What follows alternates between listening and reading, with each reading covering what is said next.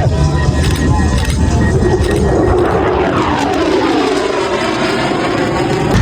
Cameron Sperka. Would you like to say your name? I am Will Warren. Call sign is Braankles with VMFAT-501 in South Carolina. How does the F35B demo practice since there's no double-seated F35? Yeah, so we do a lot of simulator training up front. So the first time you get in, you do the high show in the simulator. It's a full-up simulator. It's not a motion simulator, but it's a 360-degree visual. And you're going to get in there, work out the kinks a little bit. You're going to fly the show in the simulator, the high and low show, maybe 20 or 30 times before you ever do it in an actual aircraft. And then you're going to work through all sorts of measures and procedures, all sorts of stuff that can go wrong. Get it all done before you go fly for the first time. Is enabling hover for the F35 easy, and how do you hover? It is surprisingly about the easiest thing we can actually do. So I always like to talk about it. So to go into STOVL mode, short takeoff and vertical landing when all the doors open up, you hit one button. It's called the hook STOVL button. You click it, you just stay stable for about 15 seconds, and you're in STOVL. And then to slow down to 0 knots to come to hover after that, you click one more button, and it slows you down to 0. And one more button, it's an hands-free hover. What is your favorite maneuver, including high show, low show, and flat show, and why is it? So I will say, I moved my favorite maneuver into the high show, so now it's my favorite maneuver for all the shows. It's the inverted to inverted roll. It's fun for me. We end up pushing about -2.5 G on it. It's a little bit painful also.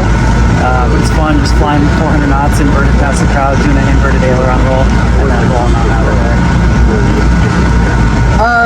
Since it is probably your first year, what show were you excited for? So I get to do my home show, Rochester, New York, in August. So it'll be fun. Get on home, probably stay with my parents, and go put on in Rochester, New York. When you joined the Marines, did you plan to become a demonstration pilot? I didn't know this was an option when I joined the Marines. I did join the Marines, and I always wanted to fly. I learned I could fly for the Marine Corps, and I was, max press on trying to go do that.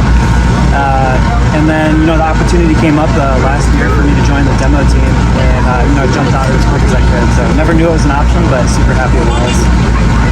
How did you get your call sign?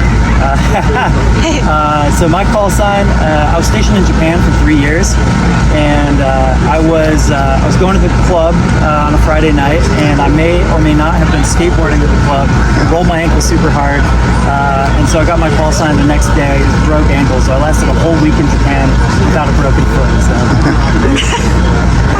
What was the most difficult show profile to learn out of all of them? I will say the high show in general, it's a pretty difficult profile, and you're really trying to get everything down to the knot. The profile we go from -10 knots to 630 knots, and I want to be on my airspeed plus or minus 1 knot all day, and plus or minus 10 feet really is kind of my goal. So really getting those altitudes and airspeeds exactly right is pretty difficult. It takes a lot of practice. My last question here is, how long did it take you to learn to fly the demo within proper parameters?